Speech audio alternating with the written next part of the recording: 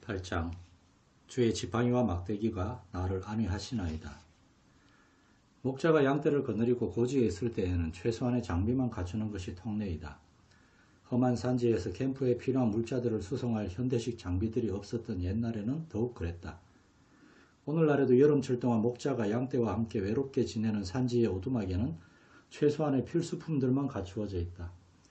그러나 실제로 덜에 나가 있는 동안 목자는 단지 총 한 자루와 기다란 지팡이 하나만 휴대한다. 그 외에 휴대하는 것이 있다면 점심과 물병과 양떼에게 응급조치를 해주는 데 필요한 간단한 의약품들을 챙겨놓은 조그마한 배낭 하나 정도이다. 중동 지역에서는 목자들이 지팡이와 막대기만 가지고 다닌다.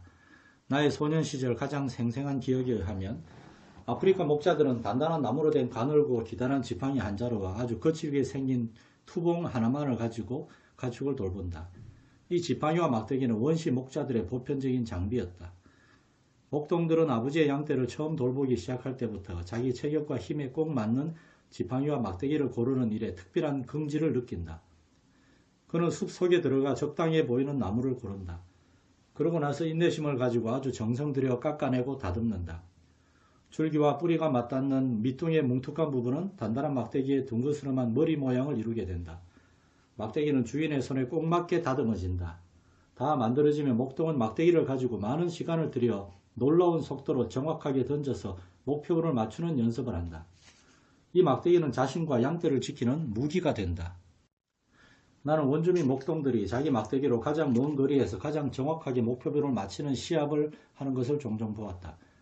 노련한 목자들의 손에 들려진 그 원시적 막대기의 위력은 전율마저 느끼게 했다. 그 막대기는 바로 주인의 오른손의 연장이었다.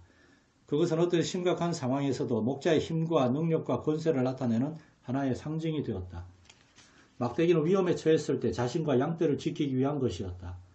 또한 길을 잃어버릴 우려가 있는 고집스러운 양들을 다스리고 바로잡는 일에 사용하는 훈련 도구였다. 서부의 구어체 언어 속으로 스며들어온 막대기라는 말에는 흥미로운 점이 있다. 막대기는 속어로 카우보이들과 서부 목축업자들이 허리에 차고 다니던 피스톨, 리볼버, 권총을 가리키는 데 사용되었다. 그 의미는 본 시편에서 사용되는 막대기와 완전히 같다. 본문에서 양은 주인의 막대기, 곧 그의 능력과 권세와 방어의 무기가 계속적으로 자기를 안위하신다고 주장한다. 이는 그 막대기로 주인이 모든 상황에서 양떼를 효과적으로 관리해 나가기 때문이다. 하나님께서 광야의 목자 모세를 부르셔서 바로의 멍에 아래 있는 이스라엘 백성을 애굽에서 구해내도록 보내실 때 그에게 부여해 주신 권능을 보여주는 것은 그의 막대기였다는 것이 기억날 것이다. 모세가 하나님께로부터 임무를 받았다는 것을 바로에게 확인시키는 것뿐 아니라 이스라엘 백성들에게 확신을 주는 것도 항상 막대기를 통해서였다. 그러므로 막대기는 말하여진 하나님의 말씀이요, 표현된 하나님의 의향이요, 사람들을 대하는 하나님의 마음과 뜻의 활동이다. 막대기는 하나님의 권위를 암시한다. 막대기는 여호와께서 이렇게 말씀하시니라 하는 깨우치는 능력과 불가항력적 영향력을 가지고 있다. 다윗의 때의 목자의 노련한 손에 들려진 막대기를 보는 것이 양들에게 안위와 위로가 되었던 것처럼 오늘날에도 역시 하나님 말씀에 부여된 능력과 진실과 무한한 권세를 생각할 때 우리 마음에 큰 확신이 넘친다. 성경이 곧 하나님의 막대기이기 때문이다. 성경은 죽을 수밖에 없는 인간에 대한 하나님의 마음과 뜻과 의향의 연장인 것이다. 비록 수많은 혼란스러운 사상과 이상한 철학들이 난무하는 시대에 살고 있으나 하나님의 말씀에 의지하고 그 말씀을 목자의 권세 아래 있는 손으로 아는 것은 하나님의 자녀에게 위안이 아닐 수 없다. 이처럼 권세 있고 명백하며 능력 있는 도구를 가지는 것이 얼마나 큰 위안이 되는지, 그 말씀으로 인해 우리는 혼돈 가운데서 혼란에 빠지지 않도록 보호하심을 입는다.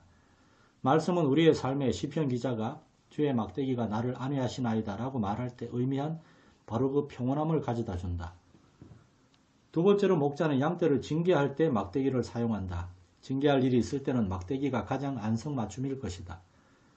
나는 아프리카의 목자들이 다소 행실이 나쁜 가축에게 투봉을 얼마나 자주, 얼마나 정확히 던졌는지 알 수 없다. 혼자 무리를 이탈해 곁길로 가거나 독초에 접근하거나 이런저런 위험에 가까이 접근해 있는 양을 보았을 경우에는 목자의 손에서 막대기가 가차없이 공기를 가르고 휘파람 소리를 내며 날아가 그 양을 무리에게로 다시 돌아오게 할 것이다. 성경에 대해서 자주 언급되는 말이 이 책은 우리가 죄를 짓지 못하게 한다라는 것이다. 우리가 잘못된 길로 나아갈 때 갑자기 깜짝 놀랄 정도로 뜻밖의 우리 마음속에 들어와 잘못을 바로잡고 훈계하는 것이 바로 하나님 말씀이다. 우리 양심에게 바른 행실을 깨우쳐 주는 분이 바로 살아있는 말씀을 사용하시는 살아계신 하나님의 성령이시다. 이렇게 해서 우리는 의의 길로 행하기를 원하시는 그리스도의 관리 아래 있게 된다. 세 번째로 목자는 양을 살피고 수를 세기 위해 막대기를 사용한다. 구약 성경에서 이것은 막대기 아래로 지나게 한다는 말로 언급되었다. 이것은 주인의 지배와 권세 아래 들어가는 것을 뜻할 뿐 아니라 그의 세심하고 친밀하며 직접적인 점검을 받게 됨을 뜻한다. 그러므로 막대기 아래로 지나간 양은 헤아림을 받고 또한 큰 관심을 가지고 모든 면에서 이상이 없는지 세밀하게 검사받은 것이다. 양은 긴 털이 나 있기 때문에 질병이나 상처 혹은 몸에 무슨 결함이 있는지 확인하는 일이 쉽지 않다. 예를 들면 양 품평회에서 등급이 낮게 매겨진 양이 더 좋은 등급을 받기 위해 털을 깎은 후 알몸으로 다시 검사받을 수 있다. 그러나 노련한 심사관은 막대기를 가지고 양털을 이리저리 제쳐서 피부 상태, 양털의 청결 여부, 체격 형태를 검사한다. 쉽게 말해 그의 눈은 속이지 못한다. 세심한 관리자여 선한 목자라면 수시로 모든 양을 하나하나 주의 깊게 검사할 것이다. 참으로 감동적인 모습이다.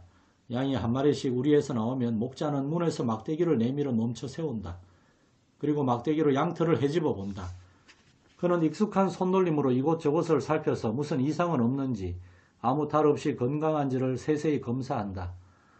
이것은 구석구석까지 주의 깊게 살펴보는 아주 엄격한 검사 과정이다. 이 검사는 양들에게 위안이 된다. 이렇게 해야만 양들의 숨겨진 문제들이 목자 앞에 밝히 드러날 수 있기 때문이다. 이것이 바로 시편 기자가 노래했던 의미이다.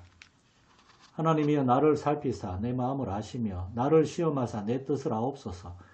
내게 무슨 악한 행위가 있나 보시고 나를 영원한 길로 인도하소서. 시편 139편 23절 24절. 우리가 받아들인다면, 우리가 복종한다면 하나님께서 말씀으로 우리를 살피실 것이다. 그분을 속일 수 있는 것은 없다. 그분은 우리의 이기적인 옛 삶의 안팎을 샅샅이 살펴 바로잡을 필요가 있는 것들을 드러내신다. 이 과정을 피할 필요가 없다. 이것은 회피해야 할 것이 아니다. 이것은 우리의 행복에 대한 관심과 동정으로 이루어지는 일이다. 우리 영혼의 위대하신 목자께서는 우리의 최선의 유익을 생각해 우리를 살피신다. 하나님의 보살핌을 신뢰하는 자녀들에게 이것은 얼마나 큰 안위가 되는지. 성경에서 양털은 자기 생활, 자기 의지, 자기 주장, 교만을 뜻한다. 하나님은 이런 표면을 뚫고 들어오셔서 우리의 의지 안에 깊이 역사하심으로 표면 아래에서 우리를 괴롭히는 그릇된 것들을 바로잡으신다. 때로 우리는 앞으로는 문제없고 겉으로는 담대하고 용감하지만 내면 깊숙한 곳에서는 치료를 받아야 할 상태이다. 마지막으로 목자의 막대기는 위험에 처했을 때 목자와 양태를 보호하는 도구로 사용된다. 즉 공격해오는 적을 막아내거나 미리 위협을 주어 덤벼들지 못하게 하는 데 사용된다. 노련한 목자는 막대기를 사용해서 이리, 성냥이, 표범, 들개와 같은 약탈자들을 쫓아버린다. 막대기는 양떼를 겁먹게 하는 뱀이나 그 밖의 짐승들을 물러가게 하기 위해 나무 숲이나 덤불을 두들기는 일에도 자주 사용된다. 다윗이 사울에게 들려준 이야기 같은 극적인 경우에 이 시편 기자는 틀림없이 막대기를 가지고 양떼를 덮친 사자나 곰을 공격했을 것이다. 언젠가 아프리카 케냐에서 코끼리 사진을 찍을 때 투봉을 든 젊은 마사이족 목자와 동행한 적이 있었다. 산마루에 올라서자 아래에 펼쳐진 빽빽한 숲에서 한때의 코끼리들을 내려다볼 수 있었다. 우리는 코끼리들을 숲 밖으로 몰아내기 위해 커다란 바위 하나를 언덕 아래로 굴리기로 했다. 큰 바위 하나를 밀어내자 그 밑에서 또아리를 틀고 있던 코브라 한 마리가 갑자기 튀어나와 금방이라도 덤벼들 것 같은 자세를 취했다. 순간적으로 그 노련한 목자는 투봉을 휘둘러 뱀을 즉사시켰다. 바위를 굴리는 작업을 하는 동안에도 그 무기는 목자의 손에서 떠나는 법이 없었다. 주의 막대기가 나를 안해하시나이다. 그 일을 보고 나는 이 구절의 의미를 새롭게 깨달았다.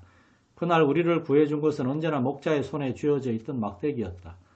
선한 목자 그리스도께서 광야에서 시험받으시는 동안 만났던 뱀, 사탄을 물리치실 때 사용하신 것이 바로 하나님의 말씀 막대기였다.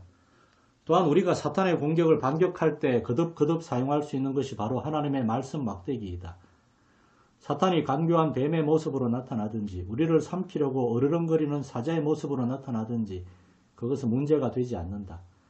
우리가 속한 사회의 복잡한 문제들에 대처해 나가는 데는 성경을 대신할 것이 아무것도 없다.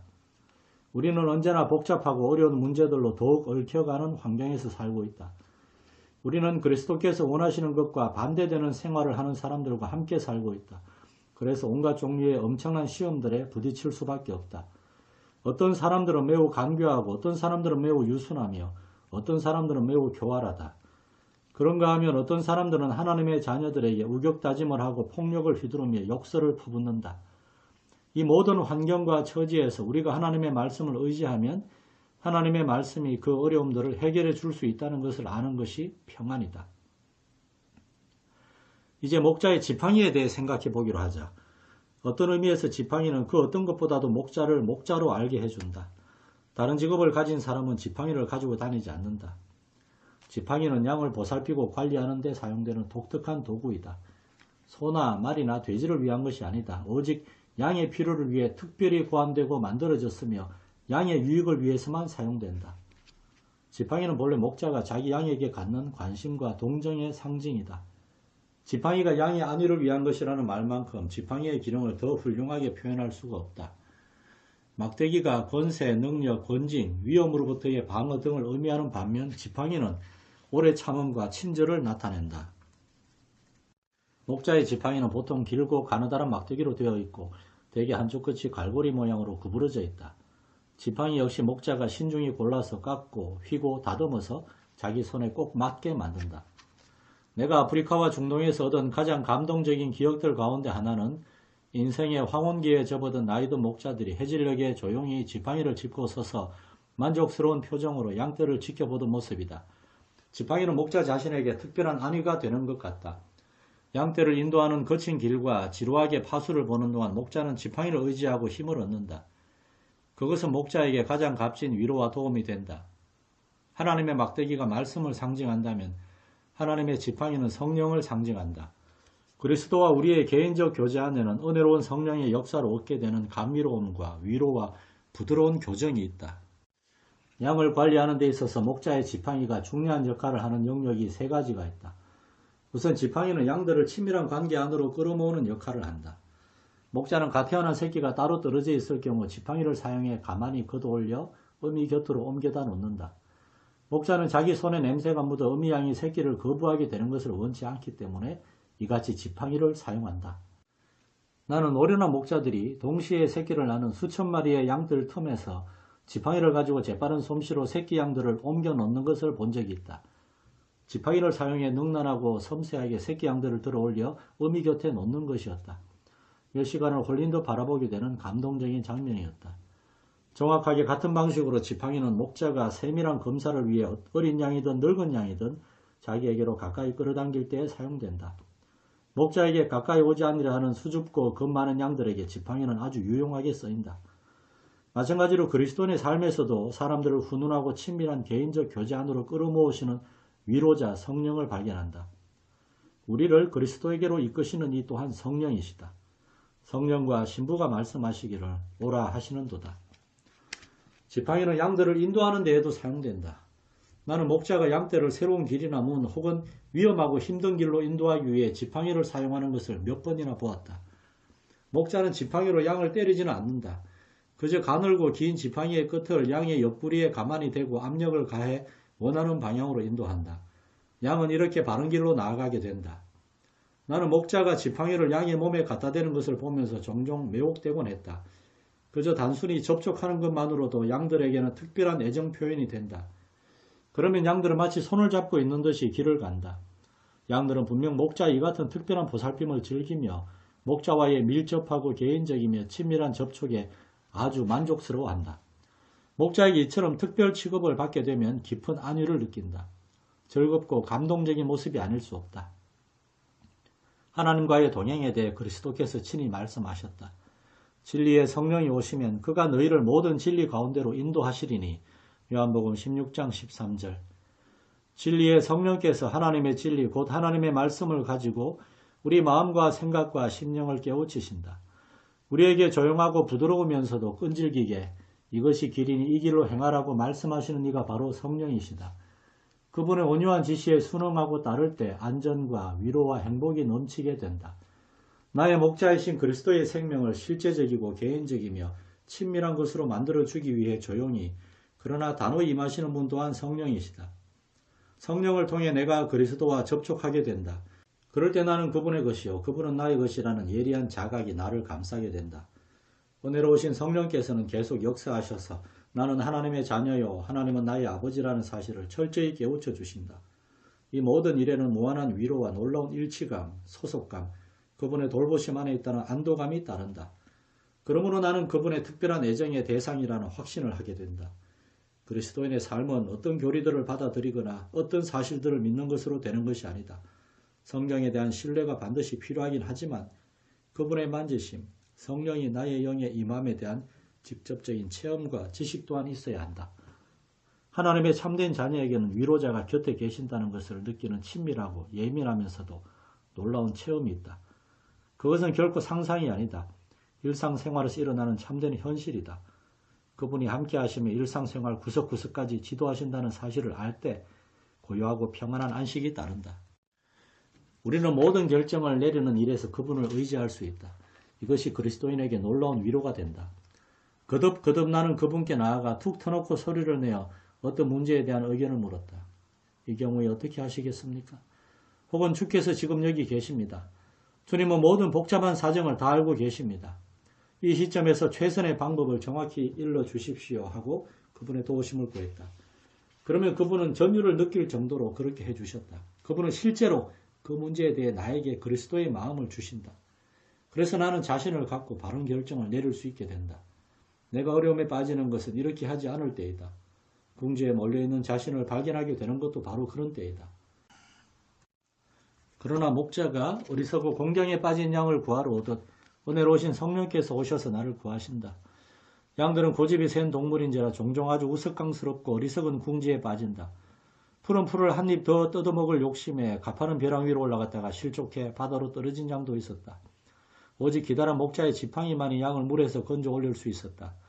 어느 겨울 전에도 여러 번 이 같은 일을 저지른 암양 한 마리를 구하기 위해 여러 시간을 애쓴 적도 있다. 그 암양의 고집이 원인이었다. 또 하나 흔한 일이라면 들장미나 가시덤불 속에 갇혀 꼼짝도 못하는 양을 찾아내는 작업이다. 양은 풀을 먹을 생각만 앞서서 제 몸이 얽혀드는 줄도 모르고 가시덤불 속으로 계속 파고 들어간다. 그러다가 가시들이 온통 털에 엉켜붙으면 잡아당기고 부둥거려도 헤어날 수가 없다. 오직 목자의 지팡이라야 엉킨 가시들을 떼어내고 양을 풀어줄 수 있다. 우리도 마찬가지이다. 우리가 처한 궁지들과 난국 중 상당수는 스스로 자초한 것들이다. 고집과 방자함과 자기주장 가운데서 우리는 스스로의 힘으로는 벗어날 수 없는 상황 속으로 들어간다. 그러면 목자가 온유와 동정과 염려 가운데 달려오신다. 그분은 가까이 오셔서 성령으로 우리를 곤경과 궁지에서 부드럽게 들어올리신다. 하나님께서 우리에 대해 얼마나 인내하시는지, 얼마나 오래 참고 동정하시는지, 얼마나 놀라운 용서인지 주의 지팡이가 나를 안위하시나이다. 오 주님, 주의 성령이 나의 위로입니다.